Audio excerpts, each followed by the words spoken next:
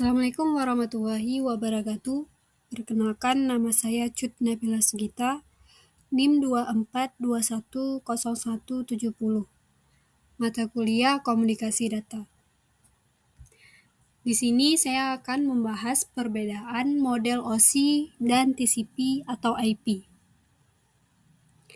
Dalam jaringan komputer, komunikasi data tidak terjadi secara sembarangan. Diperlukan aturan atau standar agar data dapat dikirim dan diterima dengan benar. Ada dua model yang digunakan sebagai acuan komunikasi data adalah model OSI dan model TCP atau IP.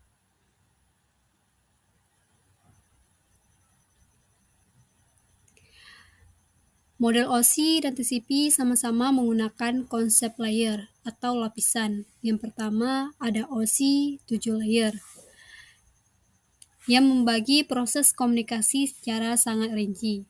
Yang kedua ada TCP atau IP 4 layer yang menggabungkan beberapa fungsi layer OSI. OSI 7 layer. Yang pertama ada model OSI 7 layer. Model OSI dikembangkan oleh ISO sebagai model konseptual. Model ini banyak digunakan sebagai bahan pembelajaran karena pembagian fungsinya sangat jelas dan terstruktur. Kedua, ada physical dan data link. Physical layer bertugas mengirimkan data dalam bentuk sinyal listrik atau cahaya melalui media fisik seperti kabel jaringan.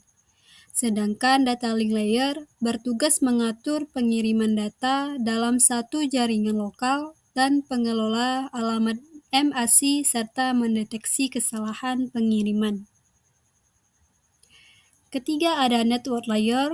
Network layer berfungsi menentukan jalur atau rute pengiriman data dari satu jaringan ke jaringan lain.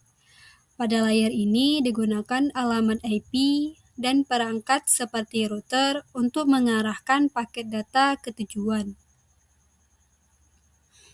Transport layer. Transport layer bertugas mengatur komunikasi end-to-end antar perangkat.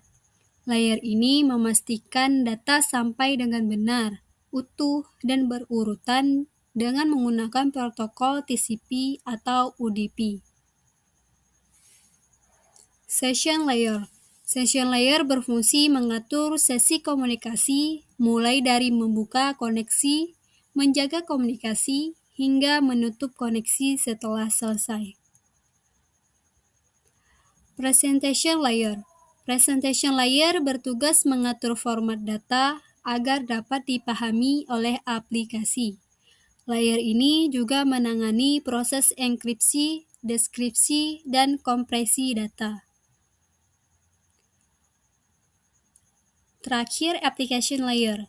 Application layer adalah layer yang paling dekat dengan pengguna. Layer ini menyediakan layanan jaringan untuk aplikasi seperti web browser, email, dan file transfer. Selanjutnya TCP/IP 4 layer. Yang pertama ada model TCP atau IP 4 layer.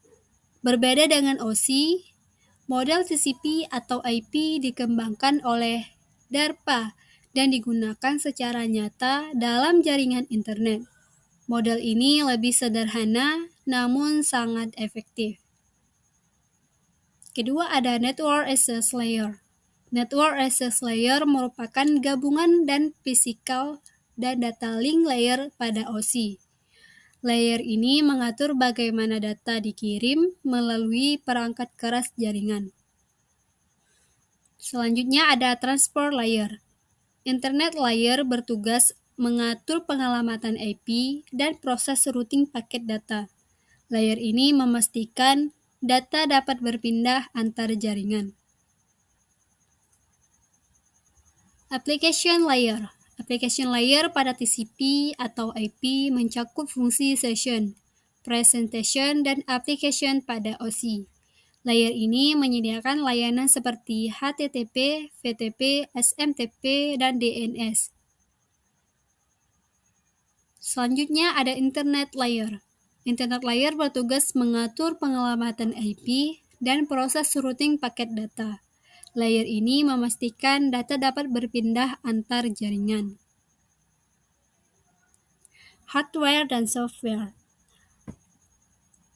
Beberapa perangkat keras yang digunakan dalam jaringan antara lain kabel jaringan, switch, router, dan network interface card. Perangkat lunak.